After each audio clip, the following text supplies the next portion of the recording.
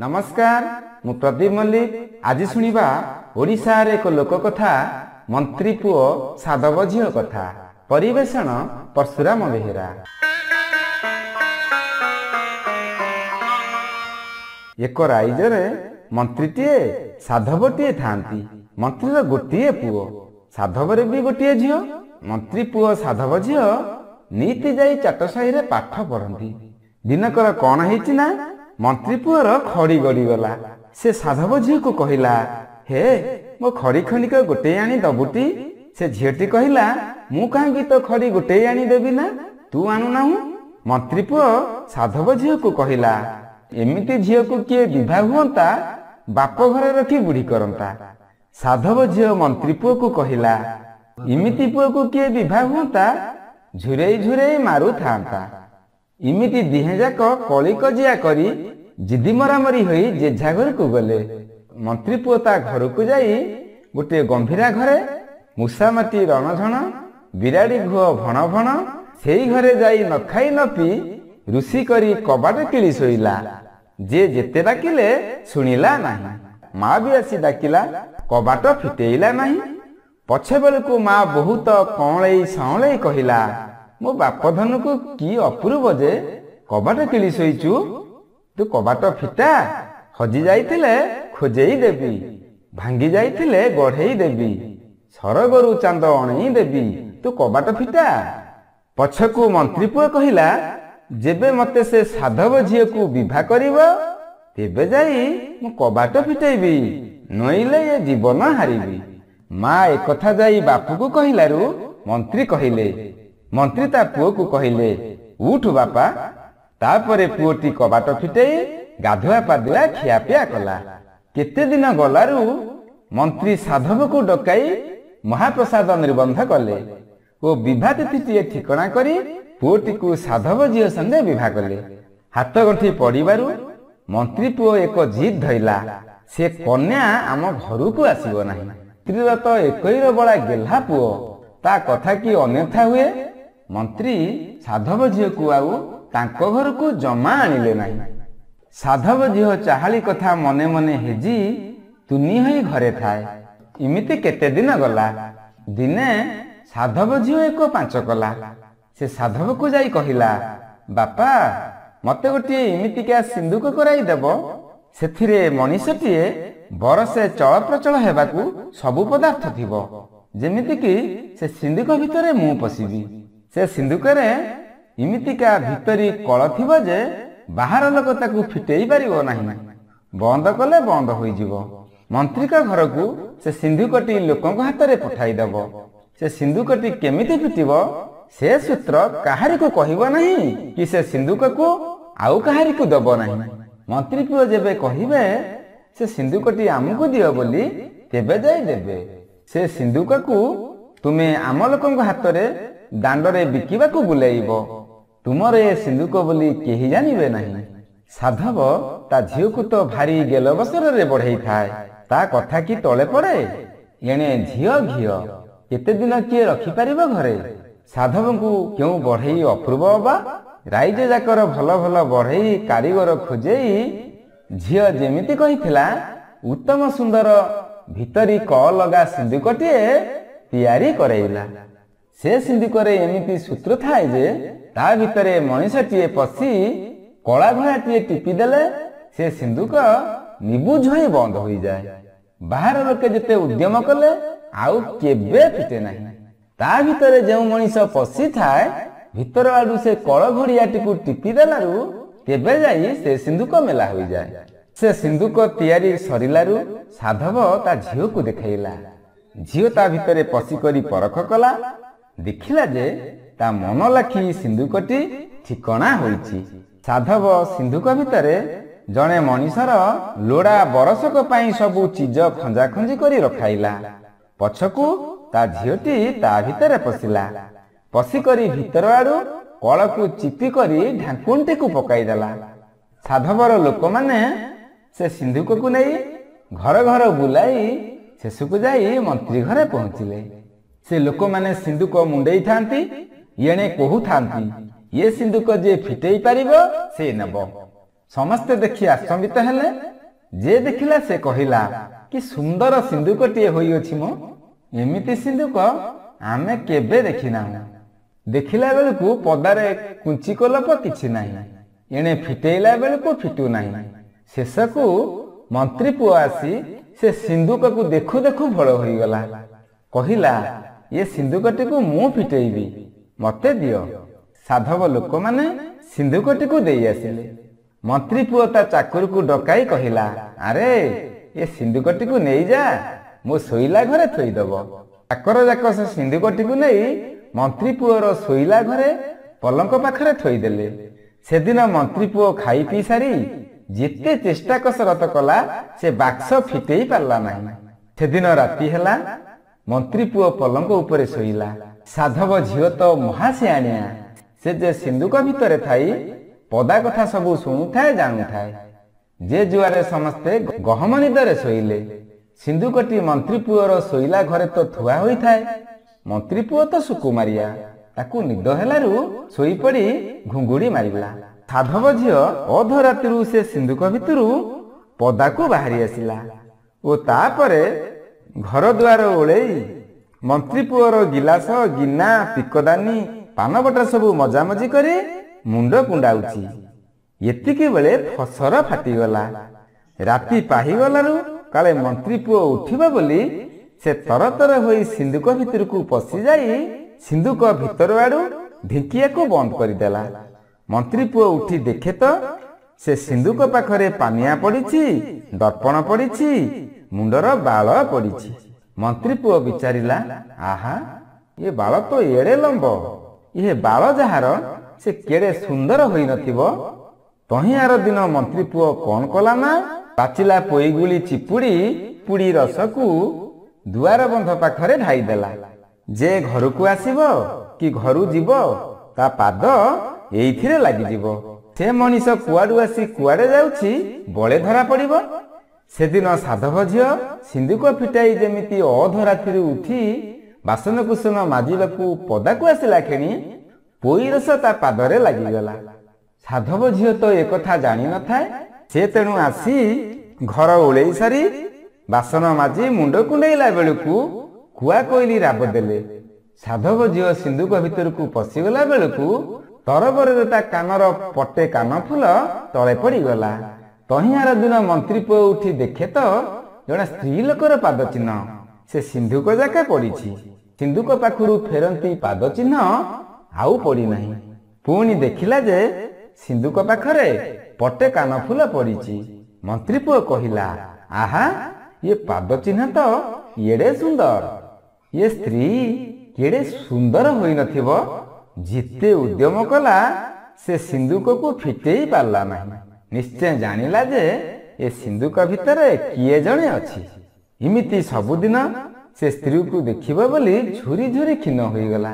मंत्री पुओ को चिंता जर हैला से दुर्बल होई गला। मंत्री पुओर भौणीटीए पाखराइजरे बाहा हेई थाए। ता भाईर देह खराब कथा सुनी दिने मंत्री झियो ता भाई को देखिबाकू शाशु घरु बाप घर को आसु थाए। बाटरे एक गाँ रे संध्या बुड़िलारू गोटे विधवार घरे रातिक विश्राम नेला। निर्जन निशाराती होई गलारू से घरे पीढ़ा रुखा छांचुणी कंसा थाली कथबार्ता होई कुआखई होउथांती। रुखा कहिला आहा से साधव झियो को झुरी झुरी मंत्री पुओर तो अवस्था आसी 12 बाजिलानी। केड़े 5 हाथ भेंडा पुओ एबेकू तो कुटा खियोरे आसी रहिलानी। से तो कतरा लगा हेलानी आउ तो बंचिबा परि लागु नाही। पीढ़ा कहिला होइलो से मंत्री पुओ साधव झियो को काहे कि एते झुरुची म। एकथा सुनी थाली पतक कहिला से चाटशाली रे मंत्री पुओ साधव झियो कलिकजिया लागिथिले। तापरे थालीटी मूलरू शेष जाके सबु कथा कहिगला। कंसा कहिला एथिके कोन किछि उपाय नाही। सांचुणी कहिला हाँ मंत्री पुओ से सिंधुक पाखरे दांतरे तीरण धरी लंब होई गोछाए कदली पटुका बेकरे पकाई पड़ी गले साधव झियो से सिंधुक भितरु बाहरी पड़ताम। भाईर देह खराब जोगु चिंतार तो भौणी को सेठी निद हो न थाए। से खाली चेई करी गाली पाली पड़ी थाए। मंत्री पुओर भौणी ଏସବୁ କଥାବାର୍ତ୍ତା ଶୁଣିକରି ସକାଳୁ ଉଠି ମନ୍ତ୍ରୀଙ୍କ ଉଆସରେ ପହଞ୍ଚିଲା। ଯାଇ ଭାଇ ଆଗେ କହିଲା, ତୁମେ ସିନ୍ଧୁକ ପାଖରେ ଲମ୍ବ ହୋଇ ଦାନ୍ତରେ ତୀରଣ ଦେଇ ପଡ଼ିଯାଅ। ଭଉଣୀର କଥା ମାନି ମନ୍ତ୍ରୀ ପୁଅ ଦାନ୍ତରେ ତୀରଣ ଦେଇ ଲମ୍ବ ହୋଇ ସେ ସିନ୍ଧୁକ ପାଦ ତଳେ ପଡ଼ିଗଲା। ଭିତରୁ ଥାଇ ଏକଥା ଦେଖି ସାଧବ ଝିଅ ସିନ୍ଧୁକର କଳ ମୋଡ଼ି ଦେଲାରୁ ସିନ୍ଧୁକଟି ଖୋଲିଗଲା। ତା ଭିତରୁ ଯୁବା ବୟସୀ ପାଟ ପିତାମ୍ବରୀ ପରିହଣ ହୋଇ ଦିବ୍ୟ ସୁନ୍ଦର କନ୍ୟାଟିଏ ରୁଣୁଝୁଣୁ ହୋଇ ବାହାରି ପଡ଼ିଲା। ଏବେ ମନ୍ତ୍ରୀ ପୁଅ ଓ ସାଧବ ଝିଅ ଚିହ୍ନା ଚିହ୍ନି ହେଲେ। ସାଧବ ଝିଅ କହିଲା, କି ହୋ, ମୋ କଥା ସତ ହେଲା ନା ତୁମ କଥା ସତ ହେଲା? ଦୁହେଁ ଯାକ ରାତି ସାରା କେତେ ଦୁଃଖ ସୁଖ ହେଲେ। ରାତି ପାଇଲାରୁ ମନ୍ତ୍ରୀ ପୁଅ ସେ ଘରୁ କବାଟ ଫିଟେଇ ବାହାରକୁ ଆଇଲା। ସମସ୍ତେ ଦେଖିଲା ବେଳକୁ ଦିବ୍ୟ ସୁନ୍ଦରୀ କନ୍ୟାଟିଏ କବାଟ କୋଣରେ ଓଢ଼ଣା ପକାଇ ଠିଆ ହୋଇଛି। ଏହା ଦେଖି ସମସ୍ତେ ଆନନ୍ଦ ହେଲେ, ହୁଳହୁଳି ପକାଇଲେ। ମନ୍ତ୍ରୀ ଭାରିଜା ଆନନ୍ଦରେ ସାତ ସାହିରୁ 7 ଜଣ ସ୍ତ୍ରୀ ଲୋକଙ୍କୁ ଡାକି ଆଣି ବୋହୂକୁ ବନ୍ଦାପନା କରି ଘରକୁ ନେଲେ। କେତେ ଆଦର କଲେ। ରାଇଜ ଯାକ ହୁରି ପଡ଼ିଗଲା। ସମସ୍ତେ ଆନନ୍ଦ ହେଲେ। ମନ୍ତ୍ରୀ ପୁଅ ସାଧବ ଝିଅ ଖୁସିରେ ଘର ସଂସାର କଲେ।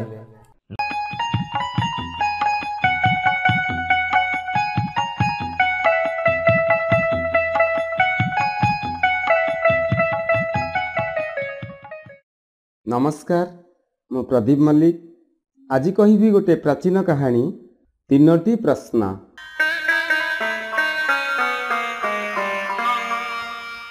ବହୁତ ଦିନ ତଳର କଥା। ଅଙ୍ଗ ଦେଶରେ ରାଜୁତି କରୁଥିଲେ ରାଜା ମହେନ୍ଦ୍ର ସିଂ। ତାଙ୍କର ଥିଲେ 3 ପୁଅ। ଦିନେ ସେ 3 ରାଜକୁମାରଙ୍କୁ ପାଖକୁ ଡାକି କହିଲେ, ତୁମ 3 ଜଣଙ୍କର ରାଜ୍ୟ ଶାସନ କରିବାର ବୟସ ହୋଇଗଲାଣି। ରାଜା ତ ଜଣେ ହବ, ତେଣୁ ତୁମମାନଙ୍କୁ ଗୋଟେ ପରୀକ୍ଷା ଦେବାକୁ ହବ। ତା ପୂର୍ବରୁ ତୁମେ 3 ଜଣ ଦେଶର ବିଭିନ୍ନ ସ୍ଥାନକୁ ଯାଇ ସାଧୁ, ସନ୍ନ୍ୟାସୀ, ବ୍ରାହ୍ମଣ, ସାଧାରଣ ପ୍ରଜାଙ୍କ ସହିତ ମିଳାମିଶା କର। ସେମାନଙ୍କଠାରୁ କିଛି ଜ୍ଞାନ ଆହରଣ କର। ତାପରେ ତୁମମାନଙ୍କୁ ପରୀକ୍ଷା ଦେବାକୁ ପଡ଼ିବ। ଯିଏ ପରୀକ୍ଷାରେ ଉତ୍ତୀର୍ଣ୍ଣ ହେବ ସେ ହେବ ଅଙ୍ଗଦେଶର ରାଜା। ରାଜାଙ୍କ ଆଦେଶ ପାଇ 3 ରାଜକୁମାର ଘୋଡ଼ା ଛୁଟାଇ 3 ଦିଗକୁ ଚାଲିଲେ। ଜ୍ୟେଷ୍ଠ ରାଜକୁମାର ଜଙ୍ଗଲ ରାସ୍ତା ଦେଇ ଯାଉ ଯାଉ ଦେଖିଲେ ସୁନ୍ଦରିଆ ଘୋଡ଼ା ଦଳେ ଚରୁଛନ୍ତି। ସେମାନଙ୍କୁ ଜଗି ବସିଛନ୍ତି ଜଣେ ସନ୍ନ୍ୟାସୀ। କୁମାରଙ୍କର ଇଚ୍ଛା ହେଲା ସୁନ୍ଦରିଆ ଘୋଡ଼ାମାନଙ୍କ ମଧ୍ୟରୁ ଗୋଟିକୁ ନେଇ ତା ଉପରେ ସବାର ହୁଅନ୍ତେ। ସେ ସନ୍ନ୍ୟାସୀଙ୍କୁ ନିଜର ପରିଚୟ ଦେଇ ମନ କଥା ଜଣାଇଲେ। ସନ୍ନ୍ୟାସୀ କହିଲେ, ତୁମକୁ ଗୋଟିଏ ଘୋଡ଼ା ଦେବା ପାଇଁ ମୋର ଆପତ୍ତି ନାହିଁ, କିନ୍ତୁ ଗୋଟିଏ ସର୍ତ୍ତ ଅଛି। ବୁଲିଲା ବେଳେ ଯେଉଁଠି ଗୋଟିଏ ଅଦ୍ଭୁତ ଦୃଶ୍ୟ ଦେଖିବ, ତାହା ଯଦି ମନକୁ ନ ପାଇଲା ତୁମେ ସେଉଠୁ ଫେରି ଆସିବ। ମୋତେ ସେଇ ଦୃଶ୍ୟର ଅର୍ଥ କହିବ, ନଚେତ୍ ତୁମେ ପାଷାଣ ହୋଇଯିବ। ବଡ଼ ରାଜକୁମାର ସବୁଠୁ ସୁନ୍ଦର ଘୋଡ଼ା ଉପରେ ସବାର ହେଲେ। କିଛି ଦୂର ଯିବା ପରେ ଦେଖିଲେ ଗୋଟିଏ ଫୁଲ ବଗିଚା। ଚାରିପଟ କଣ୍ଟା ଗଛର ବାଡ଼। କୁମାର ବଗିଚା ନିକଟରେ ପହଞ୍ଚିଲେ। ଆରେ, ଇଏ କ'ଣ? କଣ୍ଟା ଗଛର ବାଡ଼ କ'ଣ ଧାରୁଆ ଛୁରୀ ହେଇ ଫୁଲ ଗଛ ଗୁଡ଼ିକୁ କାଟି ପକାଇଲେ? ଭାରି ଦୁଃଖ ଲାଗିଲା କୁମାରଙ୍କୁ। ଏହା କେମିତି ସମ୍ଭବ ହେଲା? ସେ ଆଉ ଆଗକୁ ଗଲେନି। ମନ ଦୁଃଖରେ ସେ ସନ୍ନ୍ୟାସୀଙ୍କ ନିକଟକୁ ଫେରି ଆସିଲେ। ସବୁ କଥା କହିଲେ। ସନ୍ନ୍ୟାସୀ ଏହାର ଅର୍ଥ କ'ଣ ପଚାରିବାରୁ କୁମାର ଚୁପ୍ ରହିଲେ। ସର୍ତ୍ତ ଅନୁସାରେ କୁମାର ପାଷାଣ ହୋଇଗଲେ। କିଛି ଦିନ ପରେ ମଧ୍ୟମ ରାଜକୁମାର ବୁଲି ବୁଲି ଆସି ସନ୍ନ୍ୟାସୀଙ୍କ ନିକଟରେ ପହଞ୍ଚିଲେ। ସେ ବି ଗୋଟେ ସୁନ୍ଦର ଘୋଡ଼ା ନେଇ ବୁଲିବାକୁ ଇଚ୍ଛା କଲେ। ସନ୍ନ୍ୟାସୀ ତାଙ୍କୁ ମଧ୍ୟ ସର୍ତ୍ତ ବିଷୟରେ ଜଣାଇଦେଲେ। ରାଜକୁମାର ସର୍ତ୍ତରେ ରାଜି ହେଲେ। ଘୋଡ଼ା ଉପରେ ସବାର ହେଇ ଚାଲିଗଲେ। ଯାଉ ଯାଉ ଦେଖିଲେ ବୁଢ଼ା ଲୋକ ଜଣେ ବାଉଙ୍ଗିରେ ଏତେ ଶୁଖିଲା କାଠ ନେଉଥାଏ ଯେ ଠିକ୍ ଭାବରେ ଚାଲି ନ ପାରି ଉଆଁ ହେଉଥାଏ। ମଝିରେ ମଝିରେ ଅଣ୍ଟା ସଳକ କରୁଥାଏ। ପରିଣତ ବୟସରେ ଏତେ ପରିଶ୍ରମ! ଆରେ, ବୁଢ଼ା ଲୋକର ସୁନ୍ଦର ଘରଟିଏ ଅଛି। ଘର ବାହାରେ ପାହାଡ଼ ଉଚ୍ଚର ଶୁଖିଲା କାଠ ଗଦା ହେଇଛି। ଅଥଚ ତାଙ୍କୁ ଜମା ଭଲ ଲାଗିଲାନି। ସେ ସନ୍ନ୍ୟାସୀଙ୍କ ନିକଟକୁ ଫେରି ଆସି ସବୁ କଥା କହିଲେ। ସନ୍ନ୍ୟାସୀ ଏହାର ଅର୍ଥ କ'ଣ ପଚାରିବାରୁ କୁମାର ଚୁପ୍ ରହିଲେ। ସନ୍ନ୍ୟାସୀ କହିଲେ, ଜ୍ୟେଷ୍ଠ ଭ୍ରାତାଙ୍କ ଭଳି ତୁମେ ବି ମୂର୍ଖ। ରାଜ୍ୟ ଶାସନ କେମିତି କରିବ?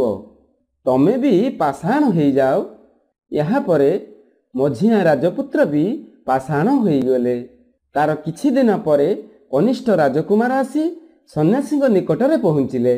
ସେ ବି ଇଚ୍ଛା କଲେ ଗୋଟେ ସୁନ୍ଦର ଘୋଡ଼ା ଉପରେ ସବାର ହେଇ ବୁଲିବାକୁ। ସନ୍ନ୍ୟାସୀ ତାଙ୍କୁ ସର୍ତ୍ତ ବିଷୟରେ ଜଣାଇଦେଲେ। କୁମାର ସମ୍ମତି ଜଣାଇ ଘୋଡ଼ା ଉପରେ ସବାର ହେଲେ।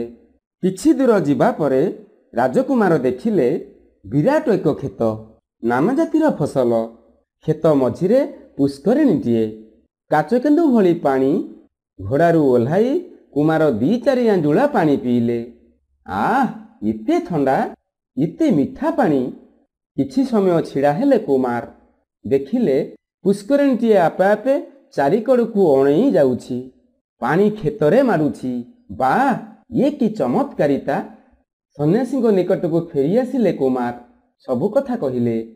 ସନ୍ନ୍ୟାସୀ ପଚାରିଲେ, କୁମାର, ଏହାର ଅର୍ଥ କ'ଣ ହୋଇପାରେ?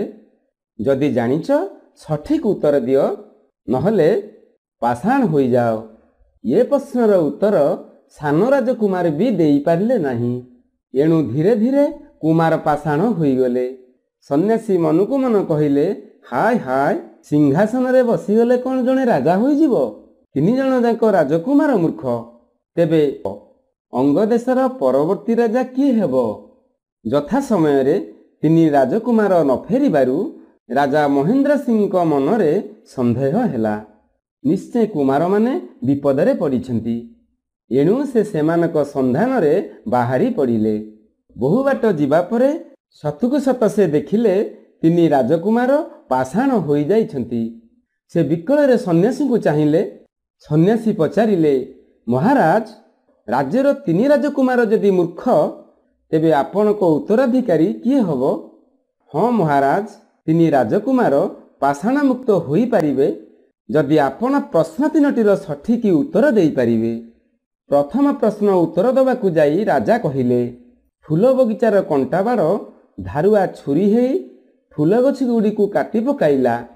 ଏହାର ଅର୍ଥ ରାଜ୍ୟର ଭଣ୍ଡାର ରକ୍ଷକମାନେ ଯଦି ଭଣ୍ଡାର ଲୁଣ୍ଠନ କରିବେ, ତେବେ ଭଣ୍ଡାରକୁ ସୁରକ୍ଷା ଦେବ କିଏ? ଏବଂ ଜ୍ୟେଷ୍ଠ ରାଜକୁମାର ସଙ୍ଗେ ସଙ୍ଗେ ପାଷାଣ ପ୍ରତିମାରୁ ନିଜ ରୂପ ଫେରି ପାଇଲେ। ଏବେ ରାଜା ଦ୍ୱିତୀୟ ପ୍ରଶ୍ନର ଉତ୍ତର ଦେଲେ।